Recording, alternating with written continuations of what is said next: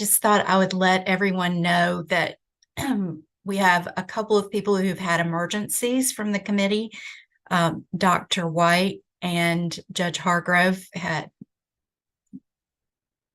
Dr. White had a medical emergency that he had to attend to, and Judge Hargrove had a personal medical family issue. So I know that Nora was going to call in, so I want to wait a few minutes for her and see before we get started, see if she's going to join us.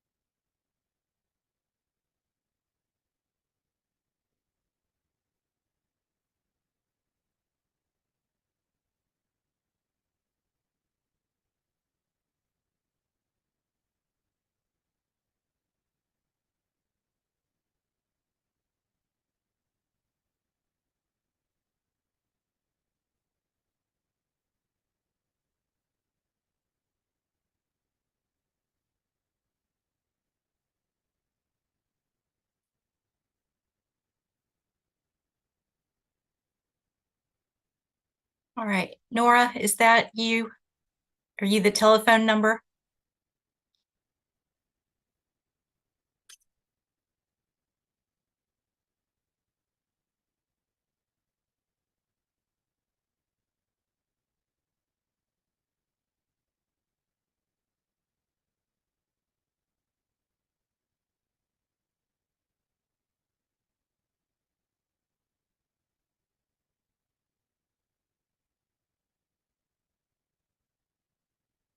Okay, that is Nora's telephone number. I'm first going to go ahead and start the meeting.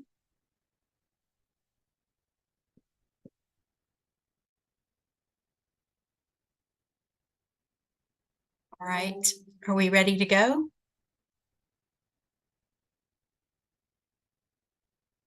Okay. Well, welcome to the meeting of the Behavioral Health Innovation and Reform Commission Subcommittee on Involuntary Commitment. We have with us today a couple of people. First, I want to introduce, we only have 3 members of our committee here, Dr. Karen Bailey and Nora Lott. And I'm assuming, Nora, that you can hear us. Nora Haynes, sorry. Nora, I'm assuming you can hear us.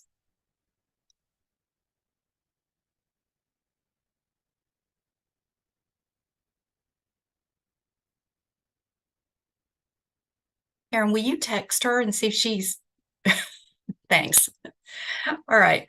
So today we're going to hear from the Georgia Health Policy Center on the results of some surveys that they did for us on transportation. So we looked at the new code section that was started in HB 1013, 37342 A2, which gave law enforcement a little more authority to bring someone into an emergency receiving facility only for an evaluation under certain circumstances. And our suspicion was that this was probably not being used, didn't seem to be being used, except maybe in a few cases where there were co-responder units. And so I'm going to just go ahead and turn this over to Christy Doyle and Susan McLaurin and let y'all give us the results of your surveys and your interviews with law enforcement. Thank you, Judge Harris, and thank you for the invitation to be here. Thank you, committee members. As Judge Harris said, my name is Christy Doyle. I'm a senior research associate with the Georgia Health Policy Center, and with me is my colleague, Susan McLaren. We, as part of our process to answer the questions that the judge and the subcommittee brought to us, we conducted interviews with a number of law enforcement officers and mental health providers from around the state. So a number of police chiefs, sheriffs, and co-responder coordinators in the law enforcement field were gracious enough to give us their time, as well as mental health co-responder coordinators, some CSB CEOs, and mental health clinicians for co-response teams. We used the results of those interviews to develop a statewide survey. The survey was anonymous. We hoped that that would encourage candor in responses in case anyone felt that any of the questions were sensitive. And we did try to be sensitive to the sensitivity of questions at our wording. We were able to get a very good response rate. Almost 40% of our law enforcement partners had someone respond to the survey, which I will defer to my colleague Susan, but that's a pretty doggone good response rate. Our mental health response rate was somewhat lower, but there are far fewer mental health public-facing mental health agencies than there are law enforcement agencies. So that difference in proportion was to be expected. So the meat and the bones of it, first thing we wanted to know was whether or not any of our respondents were even familiar with the provision, because there was some question about whether or not people were aware that that had even been included in the mental health parity bill. And our response was encouraging. The vast majority of law enforcement and mental health, right around 90% of all totaled, had indeed heard of it. However, to Judge Harris's point, it was used far less often, although roughly half of our respondents for both law enforcement and mental health indicated that they had used the process at least once. So most entities knew, and at least half of them had been willing to give it a try at least once. There were a number of factors that emerged in our interviews as helpful to the process, and our survey really bore those out in the larger community. One of the biggest help, the top help rated by law enforcement, was having CIT in place in their department. And that came up over and over again in our conversations with law enforcement and with mental health. Mental health providers were very clear that having a CIT trained partner was beneficial to them in the process as well. Having strong relationships, and many of our interviewees were participants in co-responder programs and viewed the relationships developed through those co-responder programs as absolutely essential to their utilization of this or any other emergency transport, be it by a 1013 order, a probate order, whatever the process. Those relationships were viewed as very critical. Training was viewed as essential, training separately. And over we heard co-training was extremely important. And mental health information that was developed specifically for a law enforcement audience, as well as a review of law enforcement practices that was developed specifically for mental health use, having everybody in the same room together, hearing the same information, getting to interact and further those relationships that had already been identified as so critical. And then the last most important thing that we heard was the development of operating procedures. In most of the places where this is working very well, they have developed their own internal processes. So they have written policies. Everybody has a copy of the policies. And most of these places have also developed their own documentation forms and streams as well. And that actually leads very conveniently into what our participants identified as barriers. One of the challenges was lack of clarity in the process, that the law lays out the potential, but then directs to develop a local operating procedure, and they indicated that they had struggled to do so. They also had talked quite a bit on both sides about liability questions and liability concerns, and documentation and the lack of clear documentation processes that they felt would hold up to scrutiny, to court if necessary, that sort of thing. And there was a lot of overlap between the liability and the documentation concerns. I think, as we all know, mental health and law enforcement as professions both rely very heavily on their documentation. And the fact that there was no way, unless they came up with it themselves, to document that someone had been taken into custody, that consultation had happened, what the results of the consult were, that sort of thing. And in the emergency receiving facilities, this was the one item that really jumped out distinctive for them, as opposed to just the other mental health practitioners who might be responding. They were concerned that they did not have a document to actually hold the individual that law enforcement had brought prior to an assessment. So they were concerned that they could be accused of holding someone against their will. For law enforcement, there were concerns about use of force and liability issues around that. They were concerned when a consult happened and an approval to transport was given, they were concerned that if they chose to use force and someone was injured in the process, that again, without documentation, that would not be a good outcome. And then they were equally concerned that if they chose not to use force, even though a transport had been authorized by the consult, that if the individual then went out and harmed themselves, harmed somebody else, and a poor outcome had come from that way, again, that there would be liability as a result.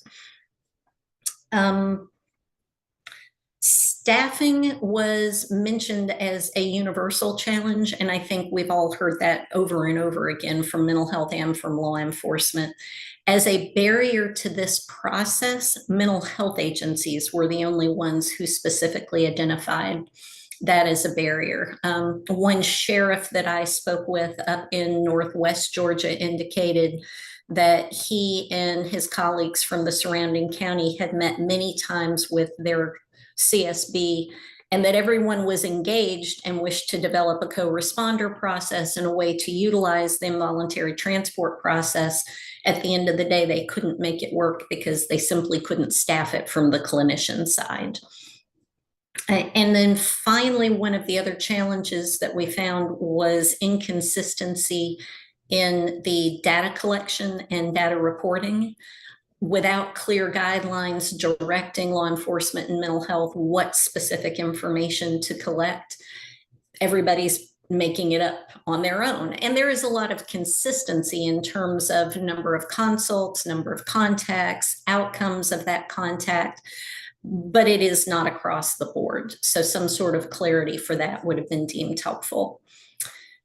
Those were our big results. Judge Harris, committee members, any questions? Or Judge Harris, any other finer points you'd like us to outline or go through? You're muted, ma'am. Do any of the committee members have any questions? I will add that the information that you brought, we really appreciate it, and it's very good and helpful information, because it's one thing to change the law, but if the law being changed is not serving the purpose it was intended, we need to look at that. So this is very helpful. Was there, I know you talked to a number of sheriff's departments.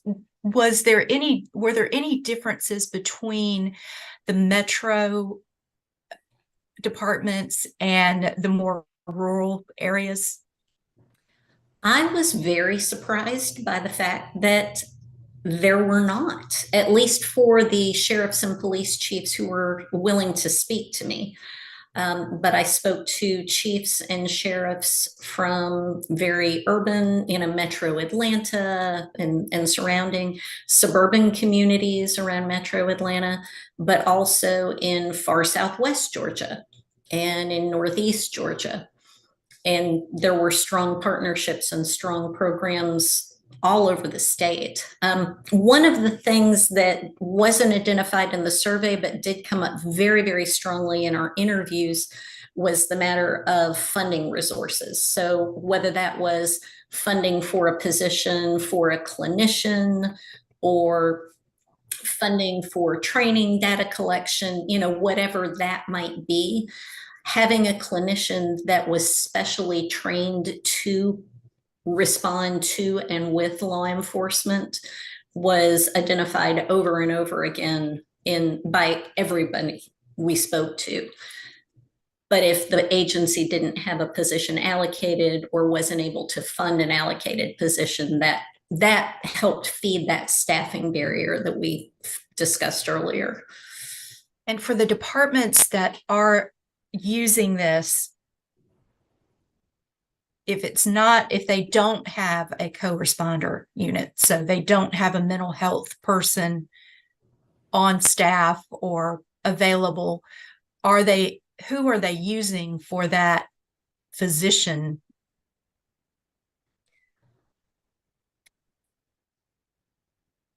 A few indicated that they had attempted to use mobile crisis and or to call GCAL. No one that I spoke to indicated that they had had robust responses from that. That was not indicated as an ongoing support. More often than not, law enforcement reported that if they did not have a clinician with whom they worked comfortably, that they were more likely to use their local emergency room.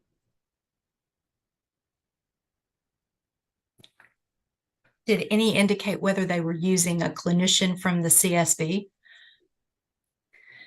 Only those who had a co-responding relationship with the CSB. Okay. But again, many law enforcement had said their CSBs were receptive, but didn't have staff to respond or engage. I know this isn't in for the committee. One of the things that the commissioner had asked us to look at and very kind of recently look at is changing in the form of transportation for emergency admissions.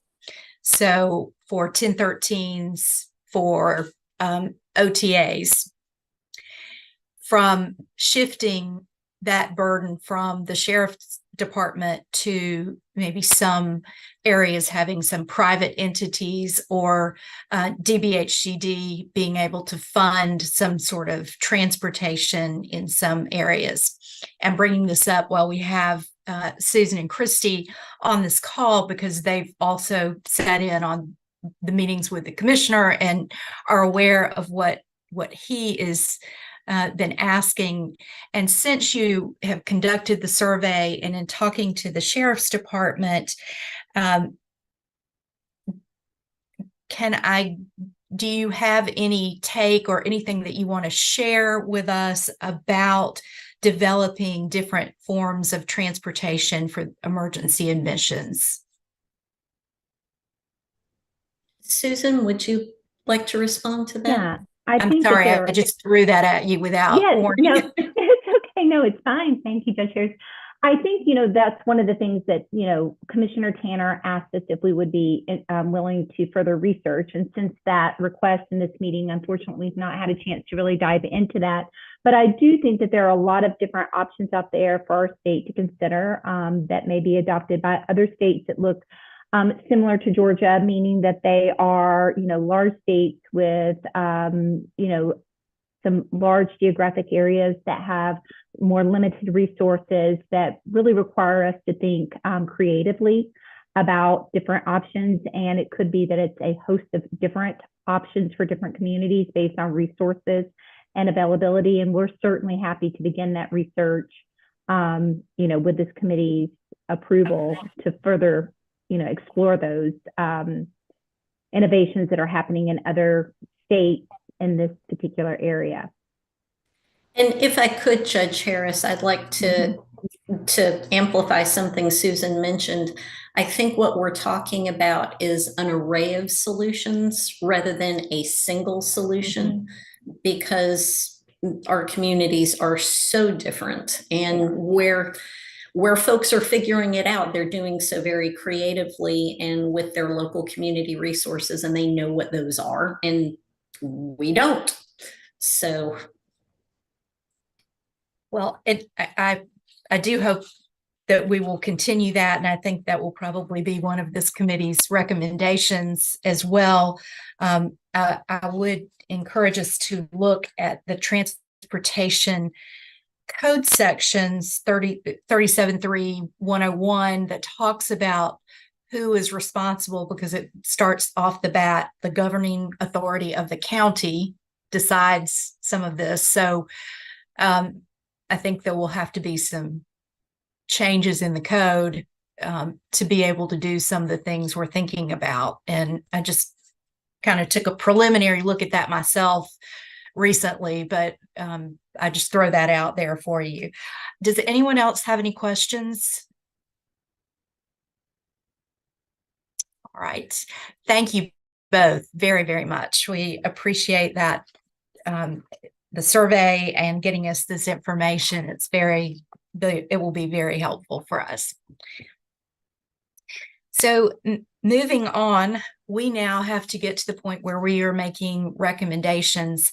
I don't know that we have a quorum to vote, but we can discuss them. I've sent out a couple of things for everyone to kind of go over. They're the things that we've talked about. And Karen, I didn't know, Dr. Bailey, if you have anything to report on the misdemeanor side, diversion programs, anything going on in that area that you know of? I'm working on a project with DBHCD right now for misdemeanors in Gwinnett. So actually, I just got a call today. I met with Gwinnett, met with the judges, and we talked about it. It went on the other topics. But anyway, I did find out today, one of the things I wanted to do is have 2 beds at a hospital that we could utilize. And I just got confirmation today that I'm going to have those 2 beds to try this pilot project, so that when we're at the jail, if we think somebody needs to go in the hospital, we can immediately just send them. So like if I see them, I can make the decision and send them right to the hospital. And so we're going to try that. So it's going to be a pilot in Gwinnett, but it looks like it's coming along. Yeah, So, good. I'm sorry, I'm losing my voice. I can see that. It's all your travel.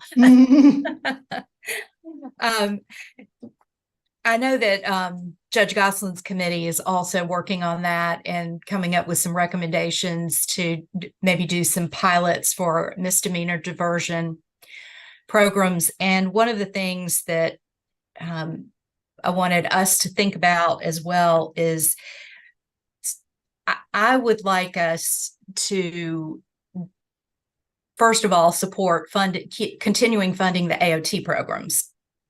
Mm-hmm. I don't have all the final numbers yet, but I understand that the numbers so far are looking very promising. And I will tell you that after being on a call with Georgia Pines and listening to their program, they are knocking it out of the park. They had, as of 2 weeks ago, I think, they had 18 participants. They had another close to 10 plus referrals that they were getting, and they were getting referrals from all sorts of sources within their community. and they're evaluating them, looking to see if they fit, not qualify, but if they meet the criteria for the program, and if they're a good fit, if the program could be successful for them. And they have really done a excellent job of pulling in the whole community.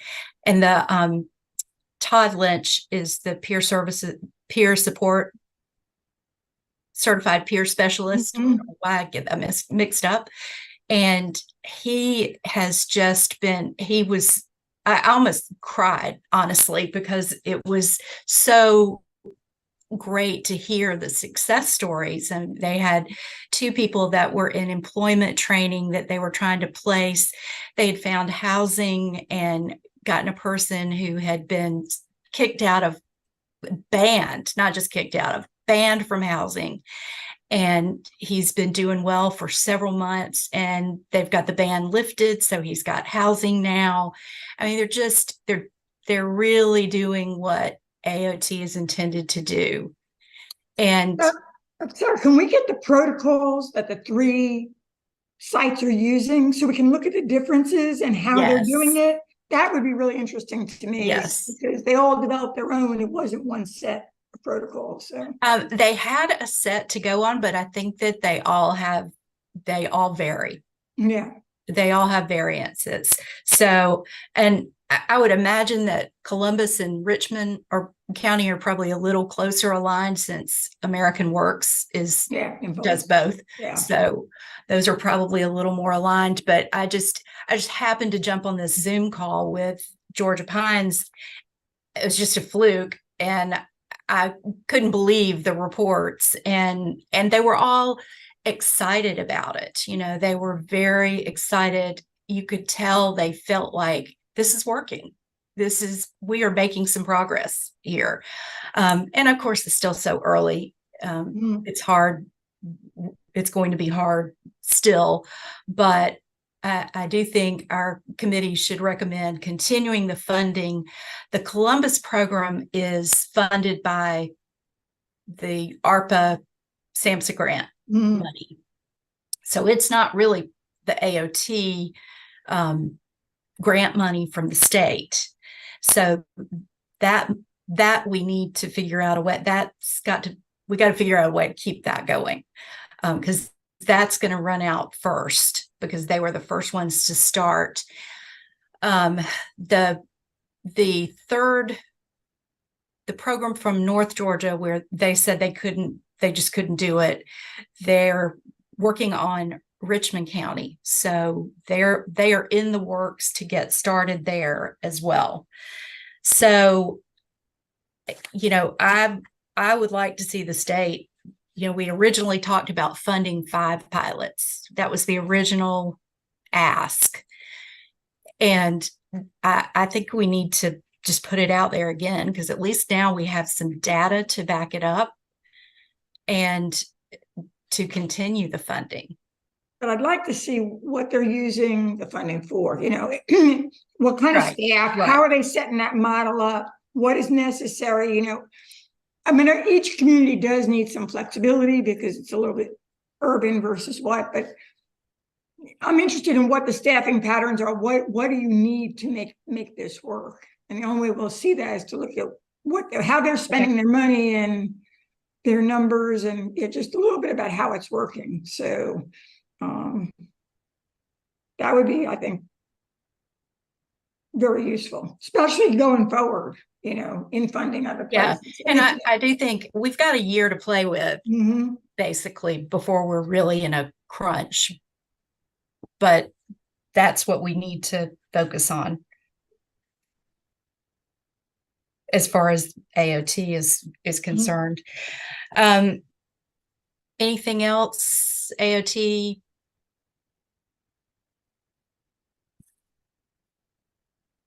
So the other, you know, the other things that we were given, and I've lost my sheet, sorry. The other things that we were going to talk about, you know, we had the presentation on the inset program, which basically was, it was saying doing a lot of the stuff that AOT is doing, but it would be pre-AOT. So identifying people who need these supports and trying to get transportation and employment and all of those things. I'm kind of I don't not opposed to the program at all and think the program could be beneficial. I think it might be premature to throw in another program while we're trying to get AOT started, and we don't need another program that we can't support. Yeah.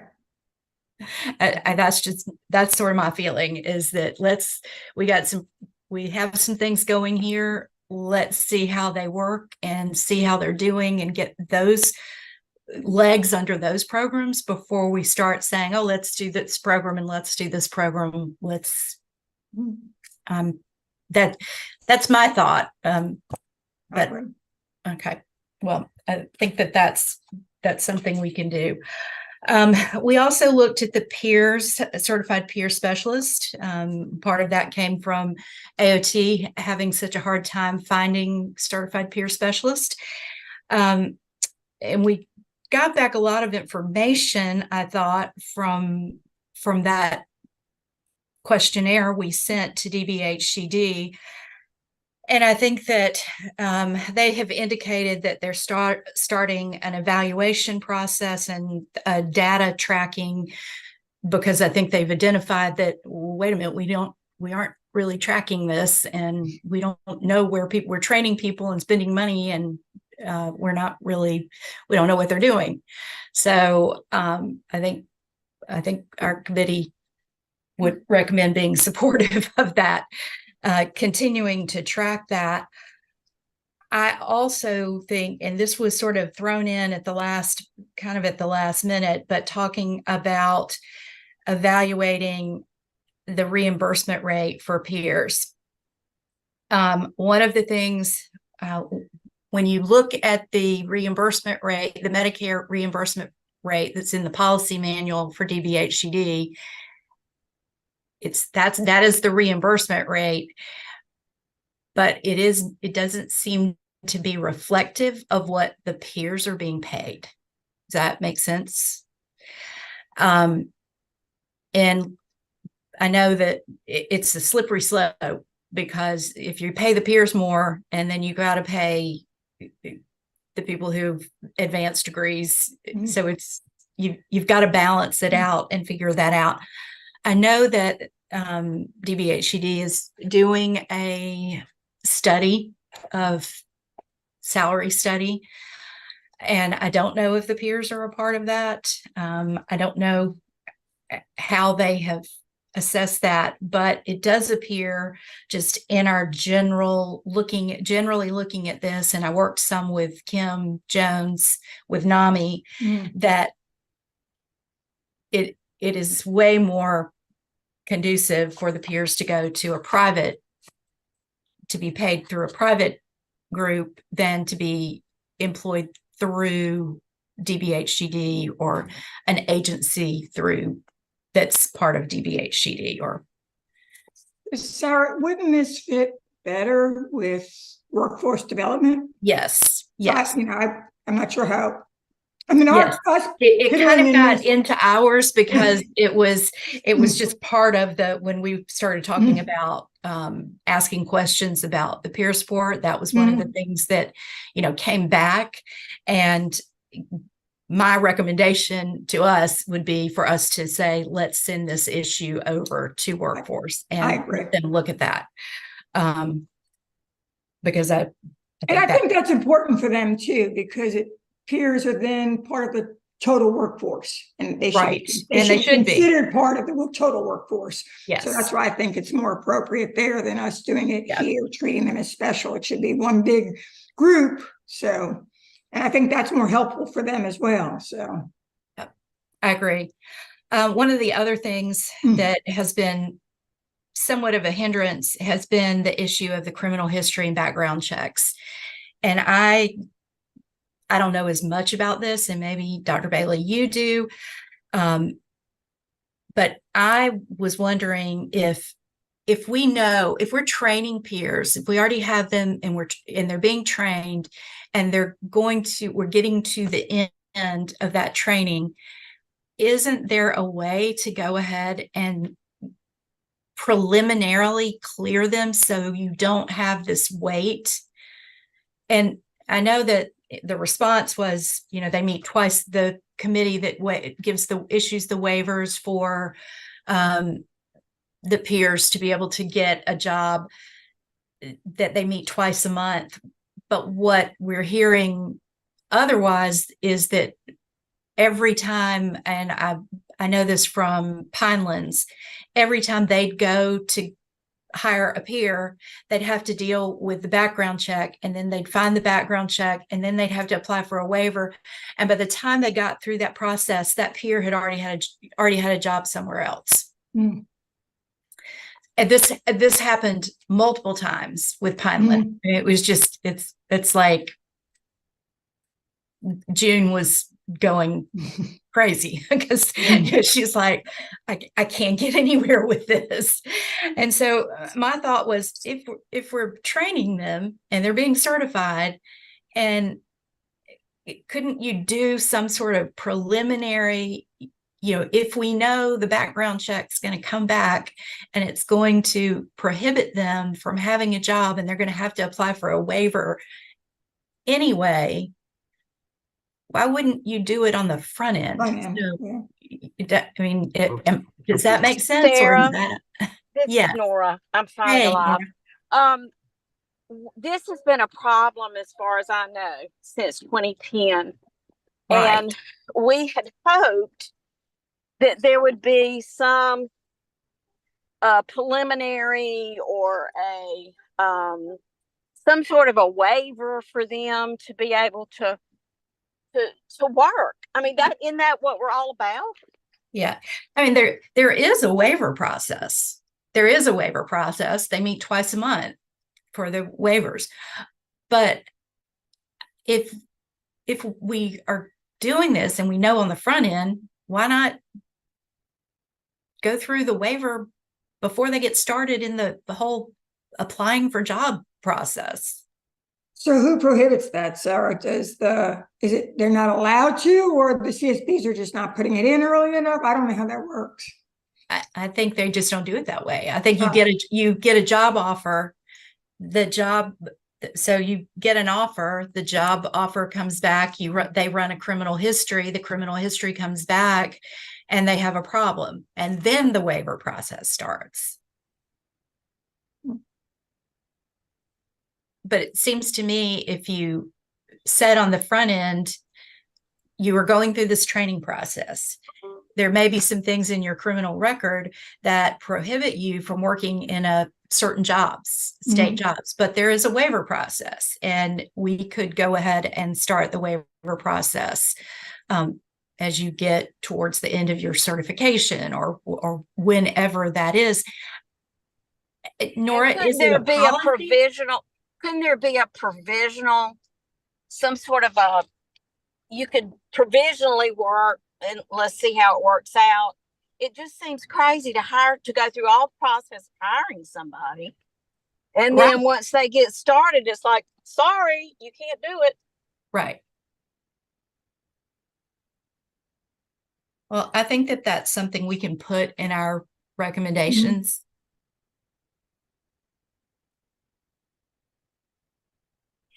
And can I ask a question from the first conversation? How many, I might have missed it. Living down in St. Simons for 5 years, I forgot how much fun Atlanta traffic was. How many? You were caught in the motorcade. Oh, it was horrible. How many jurisdictions responded to the survey? There were, let me look. I think it was like 80. There were a lot. We were very surprised at how many responded.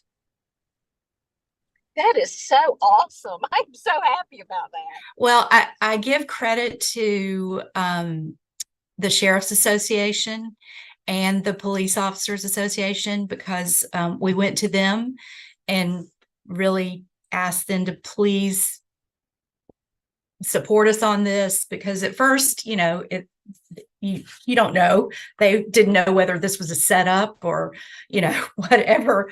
But we said, look, we're on the same team here, and please get some responses. And then I also think that GSU, they went out of their way. We really had sheriffs from all over the state that were willing to talk to them. So I was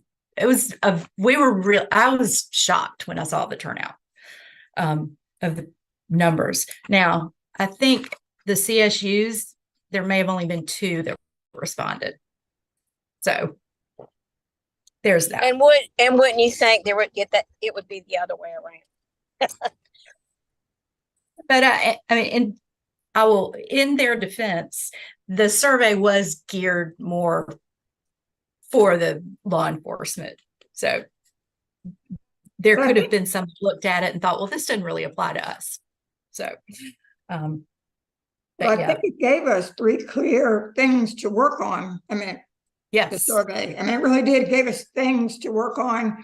And, you know, and I told you, you and I talked, Sarah, about at least working with one of the CSBs. Their issue was they felt like they were in a dual role. We've talked about that. right, Which goes right. to that lack of clarity. So I think, you know, I put down the lack of clarity, the liability concerns, and the use of force. I mean, I think those 3 issues are issues that can be worked on to make it go forward. I think they hit on 3. Well, and I think the issues. training, when we talked, the training issue was the training and the forms and the procedure. And, you know, law enforcement, just like in the legal world, I love a good procedure. Tell me a procedure and let's use that procedure. So I completely understand, you know, the law, and I hate to say I don't want to legislate procedure. But I also recognize that somebody has to take charge of making a procedure, and we have 159 counties, and unless somebody takes over that and says, here are a set of proposed procedures and process and forms, then we're going to have 100 different things across the state. So I guess our question to consider is, do we think we need to change the legislation to say, do we need to legislate that and say DBHCD should come up with forms and procedure, or can we just make a recommendation that DBHCD, in conjunction with law enforcement associations, create a standard form and a standard policy and procedure? You know, years ago, I mean, our statute, before we did this AOT change, was permissive. I mean, you could have done AOT years ago, but they didn't. Yeah, they didn't, right. Because no one Right. knew how to do it. So now Right. we have it that makes it clear you really can do it, but it still doesn't tell you how to do it. How to do it, right. Years ago, we would do things, and I don't know if people use it. There would be rules and regulations. You could put them in there. Right. Rather than the statute itself. So, but I do think that that's the whole thing. This is going to be used. The 3 areas that she hit: the clarity, which would be the procedure, liability concerns. Someone's going to have to talk. Now that may have to go in statute about liability concerns. I don't know. I get, you know, because I don't think you can just just write a policy and say, law enforcement doesn't have liability. That's going to have to be in the statute. But well, and there is a liability statute that was put in. It is not within that section. So it's the liability statute is 37-3-4, and it says that this applies to this whole section. So chapter 3, But one of the things that I should have asked for y'all's benefit, but one of the things that I asked Christy Dole, I said, are they, because she knew about the liability statute in the code, and when she was talking to them, they wanted a code, they want a liability waiver stat in that 37.342. They want a specific waiver that covers them there. And she mentioned this, but she really emphasized it to me, that one of their biggest concerns, and I have some mixed feelings about this, because I didn't quite understand it at first. Their concern is if they call a physician and the physician says, yes, bring this person in based on what you've told me, or them talking to the person or doing telemed, whatever it is, yes, you should bring them in. And then the officer decides, oh, this person's calmed down, he seems fine, I'm not going to take him in. Then he's liable. And then something happens. What's the liability? And I've thought about this in a number of ways, because I thought, well, if the physician is saying bring them in, then you should just take them in and it not be a question. But on the other hand, I guess it comes down to how much discretion do you want to give the law enforcement officer in determining whether they should take them in or not to be evaluated. Because that is something. If you don't allow them to take them in without the consult, and then you have the consult and you ignore it, I get where they're coming from. So, I mean, if we didn't have him there, but if we have him there, you have to consult. You can't do it on your own judgment. Right. Then if you ask and then don't follow through on the judgment, there's going to be an issue. I don't think you can have it. And that's kind of how I looked at it as well. And I thought maybe that is something that needs to be clarified, that if the physician says they're to be brought in for an evaluation, then they shall bring them in. So there's no, that takes the discretion off the hook and does away with the liability issue as well. I agree with that, Judge Harris, 100%. Yeah. Oh, I think that if they get a consult, yes, I'm sorry, I was delayed and I hate to interrupt, but I feel like if they go through the protocol to get the consult and the physician speaks, then they should follow suit with that. Take away any extra discretion that they might have to say yes or no. I'm not sure if that's what you and I mean, it's sort of, yeah. Well, and saying. it's, as I think of it kind of like this, if I sign an OTA and someone comes in then and tells me, oh, they're fine, I'm not going to revoke my OTA because I don't know who's telling me the truth. And I don't know what's going on. I'm going to let a professional decide that. Yeah, no, I agree with you. I mean, when I sign an OTA, I'm kind of sort of on pins and needles until I know that somehow, some way it was properly served and the person got the help that they may have needed. I'm also wondering, because when law enforcement consults with the physician, a psychologist, whoever they're consulting with, why wouldn't they then right then and there then transport? Because usually, I'm thinking back years ago when I used to do that, especially with kids. Police officers I worked in the CSB, they'd bring them, I'd interview him and say, yep, he needs to go to the hospital. They're already in their custody. So then they went right from there to taking them. And that's how I would envision this code section working. They're called to the scene of whatever is going on. They observe it. They call the physician. Then the physician does their consult or however they're going to do it. The physician makes the decision and you take them right in. That's how we used to do it. And that's how it was done. That's how 1013s are generally done in the field. So well, that could be an easy tweak, I think. And we could add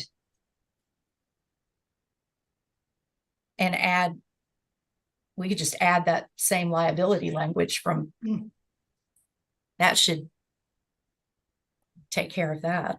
Nora, you got any thoughts? That sounds right to me.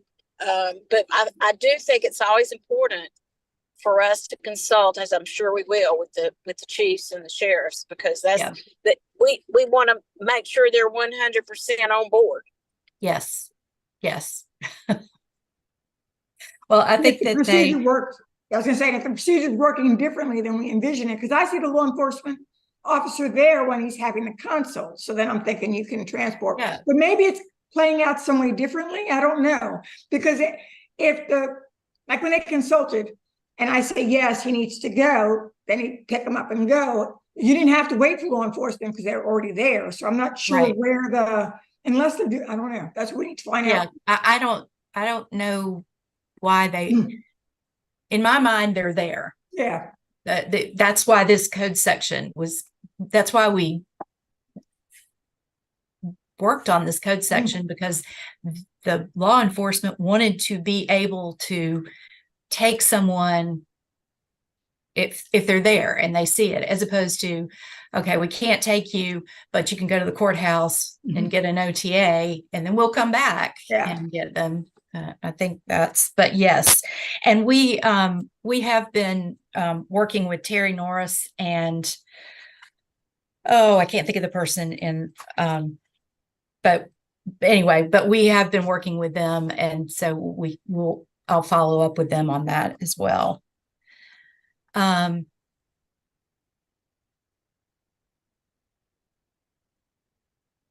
see, what else did we have?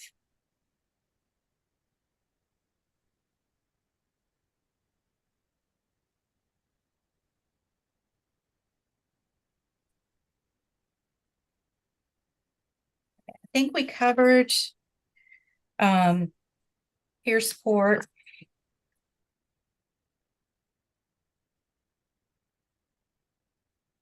Magistrate program. And those are really the crux of things. I do want to talk for a little bit, going back to the transportation. The commissioner is very interested in finding alternatives to the crisis transportation issue. I don't think it's something we can fix this legislative term. He is going to work on some pilots, and he already has one little pilot going down in southwest Georgia. And what they're finding is there aren't that many transports like for the area that they're doing. And one of the things that I suggested to him, and GSU also agreed with, was to the next pilot area, because he has indicated he'd like to do another pilot, is to do the pilot in an area where you have what I would call a mid-sized metropolitan area and a lot of rural area, because that seems to be, I can speak for Region 2 because that's the region I'm in. In Region 2, you either have, it's a desert. You're either in Augusta and you have access there, or you've got kind of Macon a little bit. You've got River Edge does a pretty good job, and we've got a hospital here that can do the emergency admissions and can do the evaluations, but not treatment unless it's somebody over 55. In between us is a vast wasteland. And a lot of what is happening is a lot of the rural communities, some of the counties, and I don't want to call a county's name in case I am saying something wrong, but some of the counties that are more rural are sending directly to the state hospital. And so the commissioner wants us to look at two different things. First is the transportation issue, like who should be transporting, and who should be determining where the person is going. We all know we have GCAL, but what happens is a lot of times the probate judges and sometimes the sheriffs, they just say, we're not calling GCAL for whatever reasons, or they have another setup, like I have another setup. But I know my people get put on the bed board, but I have a different setup, so I don't have to go through GCAL. But there are some in these small communities where there's not a hospital close by, there's not an emergency receiving facility close by, or at least there's not one that is willing to take anyone. I know they're supposed to, but they don't. So the judges have just said, we're done. We're sending them to East Central. So East Central is getting a huge influx of these emergency admissions.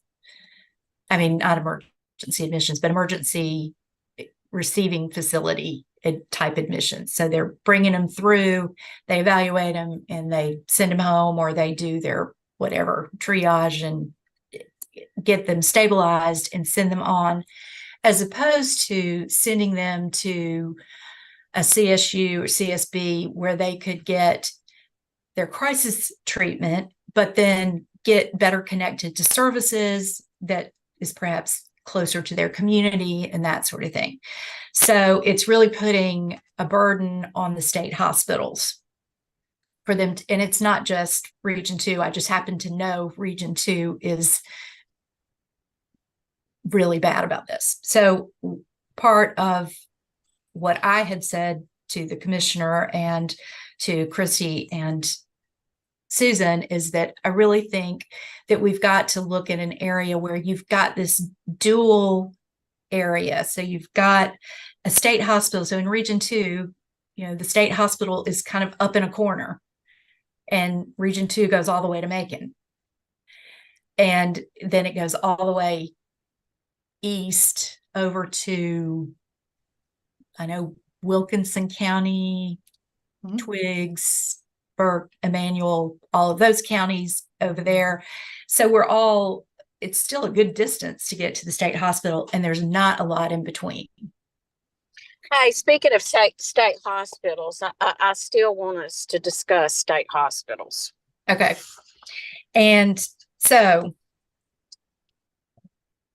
the commissioner is trying to find a way to better route these crisis cases without putting the burden on the state hospital, so that the state hospital isn't taking up beds that people could have been better treated in a CSU or someplace else, and save the beds at the state hospital for those that are more long-term. And I'm probably not saying this exactly right, but for the true crisis. So when you've got a crisis in the CSU and you've got a high acuity patient, and you need to move that person to the state hospital because you've had to shut down a whole unit because of that one person, you've got a bed at the state hospital.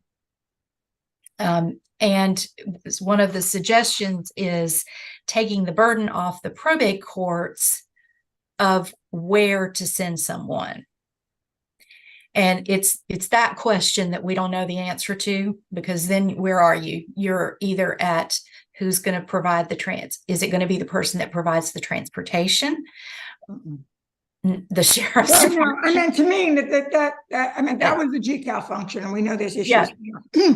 Right. But transportation, especially if you get a transportation company, they're just going to be transportation. They're not going to make the clinical decision. Right. So, and I go back to the days when, as clinicians, we had to make the decision, but now it's too big. Somebody needs to know it should be, and if you do it locally, I mean, it should be your CSB who's going to say, I can take them or I can't. They need to go on to the hospital. They should be the filter. And I think what's happening in these rural areas, I mean, some of the CSBs are 2 hours away. Yeah. And that's part of it. And that's where the sheriffs are. Their position is, we don't want to get to the CSB and be told they can't take them. And then we've got to take them to the state hospital.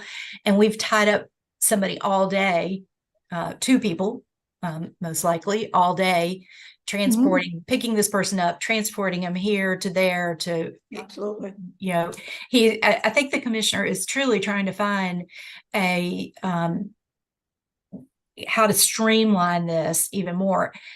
You know, and I'm like you, I thought that was really supposed to be the purpose of GCAL. Yeah, that was the purpose That of is- GCAL, to direct that is them. the purpose of That was the GCAL. whole purpose of And GCAL. but the other problem comes with, for example, in Bibb County, I can speak to this. My people, I sign an order. I'm lucky if they get picked up on the 6th or 7th day, unless I call up and say this person has a gun to his head. Honestly, they don't get picked up. Sometimes they don't get picked up at all. And the person is at home. And but that's another issue altogether. But you call GCAL and you get a bed on day 1. So I got a bed somewhere on day 1. Well, if they don't get picked up till day 6, they're not holding that bed for 6 days. And if they are, then you're taking up a bed for someone else who needed it. So You're not picked up. Why? Because it's not a crisis. Because it's not. See, I guess I'm always, as a clinician, there's always a crisis. So the law enforcement's already got them. you would think, but in Bibb County, in Bibb County, it's the sheriff's office in Bibb County. We just have a problem with it. Hey, I want to And give, Judge, I'm sorry. Go ahead. Go ahead, Ms. Nora. I'm sorry. I want to give kudos to the commissioner. I am so proud that he's trying to problem solve, and I really appreciate it. We've been trying to figure this out for as long as I've been alive, and that's a long time. Yeah. So kudos to him. Yes. And it is, I know I sometimes feel like when the commissioner and I talk, I feel like I'm always throwing up, but and telling him how things are. And I told him, I said, I'm so sorry. I think in the minutia, and you are trying to look at the big picture, and I'm trying to get myself focused on that big picture, but it's complicated because it's different everywhere, because we have different sheriff's departments. We have so many different independent agencies. Does everyone understand that it's different everywhere and that everybody's not suffering the same issues and consequences and problems?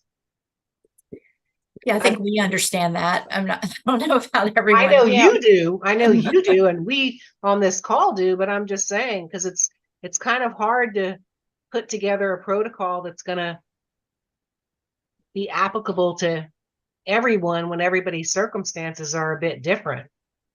I mean, Judge Harris, I was shocked when you were doing for the probate council, inquiring about folks who were having issues with their OTAs getting served, and hearing, some of the commentary from folks about what their sheriff's department is or isn't doing, or does or doesn't do. And I'm like, huh? Yeah. I don't have that problem, and I'm happy that I don't have it, but I suppose that if I did have it, I would have to address it. And you'd be bald-headed, honey. You wouldn't have a hair on your head. How do you know? How do you know I have one? Well, whatever. It'd be worse. And then there's, it's a little bit different for the probate judges, but what I've seen happen a lot over the years is the sheriff's department will take somebody to the hospital, and then the hospital won't admit them. And then the sheriff's department is in this place of, what do I do? And I think they've worked a lot, the hospital system. But there were times when they would get there and the sheriff was tied up till the person got admitted. And it took a lot of sheriff's time. And small county sheriffs don't have lots of extra officers, and you're driving somewhere across the state. And that's what GCAL was supposed to guarantee, the admission, because you're going to drive all the way there.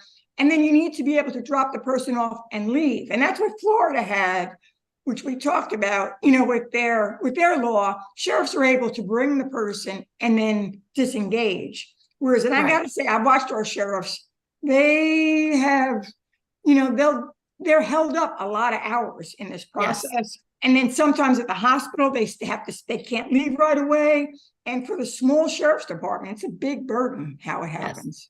It is. And I think that in particular, it may not be happening as, if you looked at numbers, it may not happen that often, but when it does happen and it's taking up a fourth of your department, that's a big deal. It's a big deal. And it doesn't matter whether it's 100 times a year or whether it's just 2 times a year. It is a big deal. And I see why they're concerned about it. But I think that I agree with you, Nora. I'm so glad that the commissioner is looking at this, because I think this emergency admission, how to make the whole transportation, all of that work fluidly is just, it's very complicated. And it's also different in different places. And I think we have to acknowledge, more and more, I am finding we have to acknowledge that solving some of these mental health issues is not going to be a one size fit all. It's going to have to be adaptable in different parts, for different parts of the states, different populations.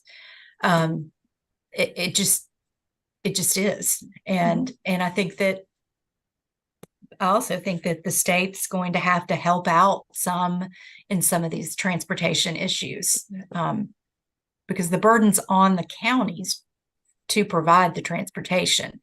And when you have a county that has, 5,000 people in it, you don't have a whole lot of money for transportation or for a sheriff's department. So it is difficult.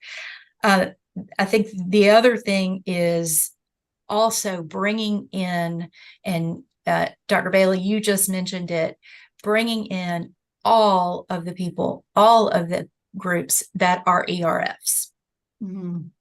Because we tend to talk in, well, the CSB is supposed to do this and the CSB is supposed to do that. Well, in a lot of places, the CSB is not the one that is getting them. I mean, probably half of emergency admissions here that I send, well, maybe not half, but a good portion of them, they go to the emergency room. They go to the emergency room, or they go to River Edge. And if we're not including the Wellstars, Navicents, Piedmonts, whoever has an emergency room that is an ERF in this conversation of how this is all going to work, we're leaving out a huge portion of the entities that are getting these emergencies. So I think we've got to keep them involved in this process and keep them accountable, because we get a lot of data, but we're missing a lot of data from places. So that's just another thing. Nora, you wanted to talk about the state hospitals? Well, I had a sheet that I sent you of several issues about state hospital. And I think we need to have, when we have our next meeting, if you could, I would love for us to discuss that. And also I would like for us to be able to discuss the fact that when somebody's missing, I know y'all all know this, but when somebody's missing, if they go into a hospital, I'm talking about a regular hospital or anywhere, the GCIC system, they have no access to that. Did you know that? Yep. So I just think that's a gap. And I feel like our job, and I hope y'all do too, is to make sure that people in our state who cannot take care of themselves get the best of care and a seamless result, and we can help them to the best of our ability. And I just feel like if systems aren't talking to each other, and I'm specifically now talking about hospitals and not just mental hospitals, if they're not talking to law enforcement, then people are slipping through the gaps and they aren't getting the kind of care that they deserve. You know, what we have done, I'm going to have to think about this, because we have had some, you know, when a hospital has a Jane Doe, they can run their fingerprints, but they have to have somebody come in and run their fingerprints. And they can do that through GCIC. But if they do have an identity, and let's say even if they're from another state, you know, and I know this because this just happened last week to my own son. He's a missing person. He went into a hospital and nobody ever knew. So, yeah, I see where you're coming from. So it just doesn't make any sense that we don't have all these systems talking to each other. Now, how long have we talked about that? I think that was in our recommendations last year. Yeah, that went over like a lead balloon. But, you know, I'm hearing from the AOT folks that they are not having any problems getting information and getting the individuals to sign HIPAA waiver. HIPAA waivers and release of information. They, in fact, Georgia Pines has a form that every participant is asked to sign in the AOT program, and it lists every possible agency anywhere in their area and beyond, so that they can all talk to each other. And you check the box of all, you can check either all of the above or check individual boxes. And they said that really once the individuals understand the purpose of it and the reason for it, they are more than willing to sign it, because then they're getting more help. Everybody can talk to each other, and they've been very encouraged. They said they have not had everyone has signed it, and they go through the whole explanation of why each agency is listed. And sometimes they mark some out because they're not applicable to that person, but they really have had no problems with people signing that. So anyway. Yeah, that's never been a problem with ODR, except we would have somebody say, "But don't you talk to Aunt Jane," or something like that. Yeah. Okay. That's okay. That is okay. There was one other, and I just wanted to touch base because I left them out. We did hear, from the Adult Protective Services Public Guardianship Office, and I don't know if there's anything that our subcommittee can do substantively to help them, other than to say we would support collaborative cross-agency training.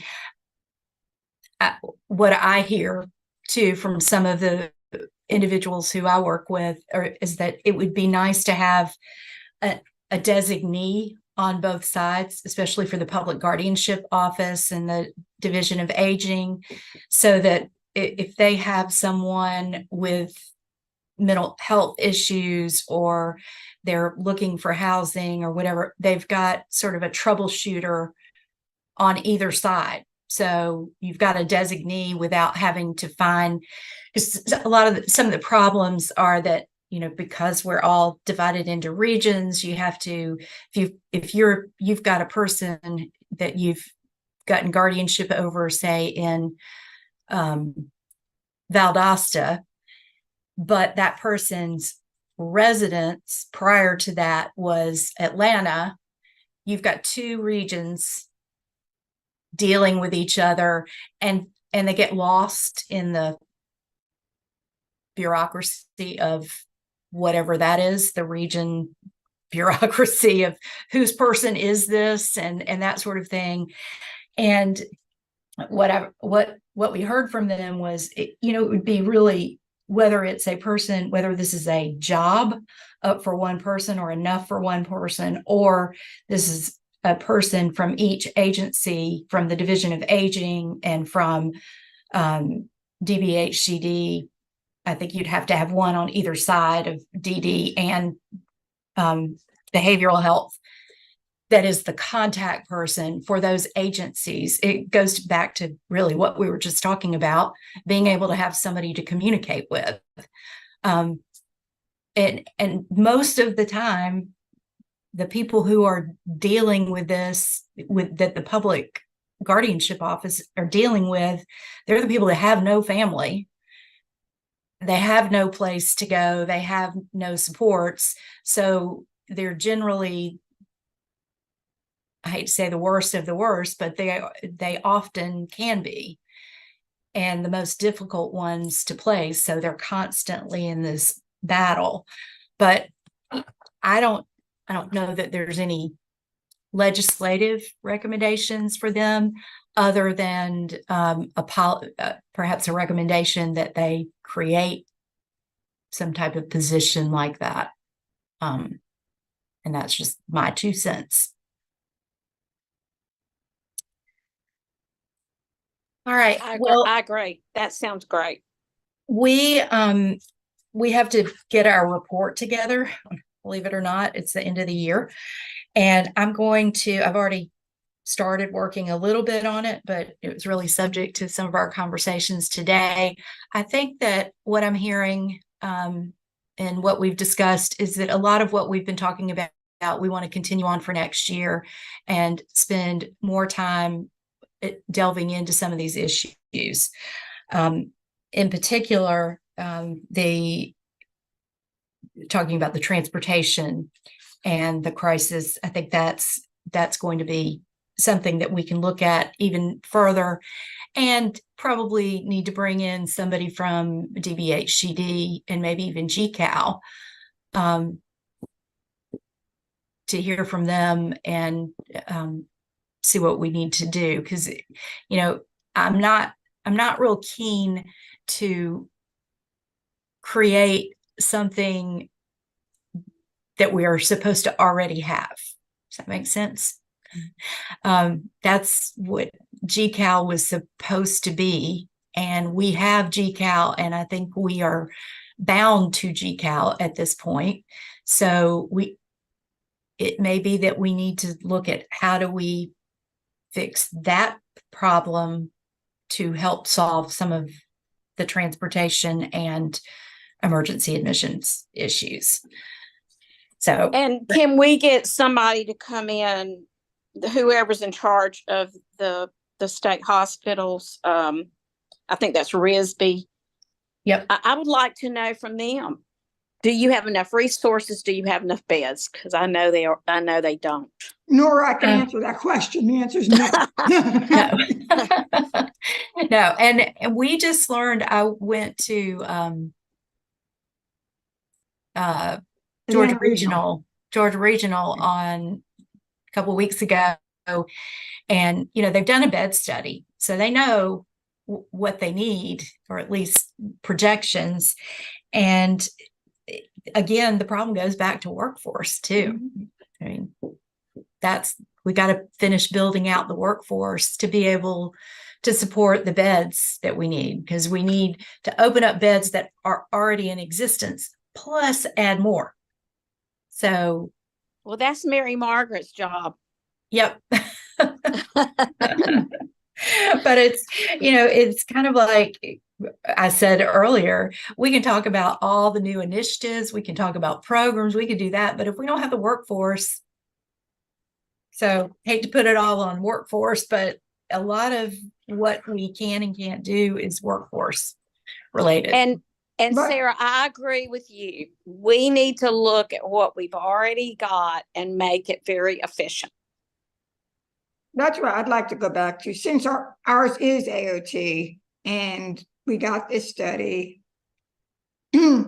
the notes, the lack of clarity, the liability concerns, the use of force.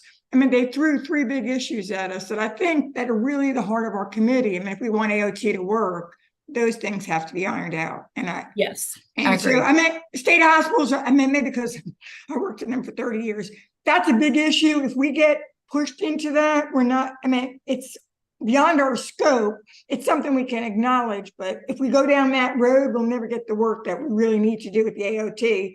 Because there's funding, there's staffing, they're much bigger issues than, and I would just like to see AOT in our state work, and it doesn't. I mean, it's getting closer, but we need to get those. We need to get those. Yeah. Those things, some protocols. And like we said, it may not be a protocol. It may be something different, urban versus rural, but I think we need to tackle that because people are starting to use it. And how do we do that?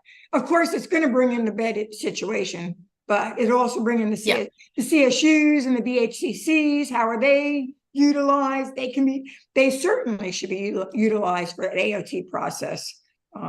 Yes. And I think I think we're going to have, when we have the commission meeting, we're going to have the data from GSU on AOT. So hopefully we'll have some of this information as well. When is the big meeting, the whole group? The 4th, Ashley, is that right? Yes, it's December 4th, from 10 to 2. And right now, only the chairs have that information to get it on the calendar. But as a member, you'll get that link by Friday this week. Okay. It's going to be down at St. Simon's, right? So it's going to be at the HDD offices in the conference. Summer. Wait a minute now, you guys are confusing me. Am I going to St. Simon's on the 4th? Or? No. Right now, let me actually say that again because I missed it. Is it just for the chairs? What did you say, Ashley? Can you say that again? No, I had only sent the meeting invite out to the chairs so far, so they can kind of get an idea of what they want to start putting together in terms of their section in the agenda. But the members will receive the link on Friday, so it'll have the agenda and all of that necessary information for you, outlining.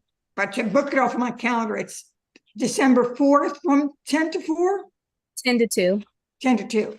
And it's next Friday? It's This on Friday. It's Monday. It's Monday. Monday, yeah. Wow. Okay. It's coming Oh. up. It'll Okay. provide a Zoom link, and then if you can't, Okay. you can attend. via- Yeah, it would be helpful, and just FYI for the future, it's just helpful if someone sends a save the date out, just so we know, because that's coming up pretty soon. So, yeah. Yeah. Sorry, I didn't realize everyone. I didn't realize it just went to the committee chairs.